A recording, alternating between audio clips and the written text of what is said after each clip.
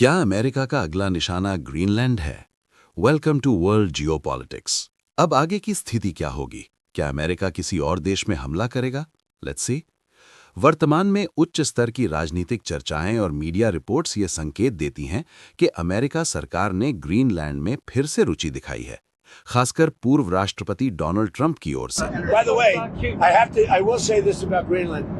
We need Greenland from a national security situation. It's so strategic. Right now, Greenland is covered with Russian and Chinese ships all over the place. We need Greenland from the standpoint of national security. And Denmark is not going to be able to do it. राष्ट्रीय सुरक्षा और Arctic रणनीति के लिए America को Greenland चाहिए, क्योंकि इसकी भौगोलिक स्थिति और प्राकृतिक संसाधन बेहद अहम हैं। कुछ अमेरिकी अधिकारियों और सलाहकारों ने तो ये तक कहा कि अमेरिका को ग्रीनलैंड पर नियंत्रण होना चाहिए, और एक वरिष्ठ सहयोगी ने यह बयान दिया कि ग्रीनलैंड को लेकर अमेरिका से कोई लड़ने वाला नहीं है। डेनमार्क और ग्रीनलैंड की प्रतिक्रिया।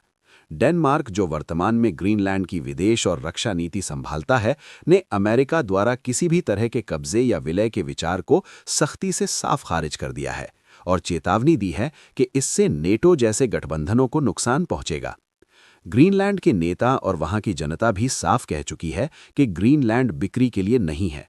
सर्वे के अनुसार केवल लगभग 6% लोग अमेरिका में शामिल होने के पक्ष में हैं, जबकि करीब 85% लोग इसके खिलाफ हैं। जमीनी हकीकत। अमेरिका द्वारा ग्रीनलैंड पर कोई सैन्य हमला नहीं हुआ है और ना ही किसी तरह का आक्रमण चल रहा है।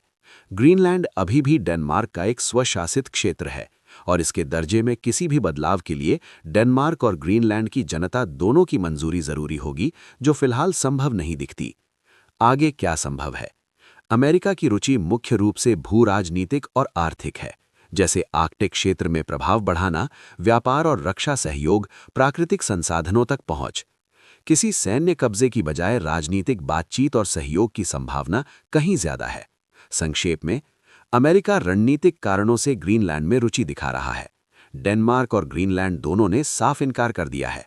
कोई हमला या कब्जा नहीं, सिर्फ राजनीतिक बयानबाजी और तनाव है।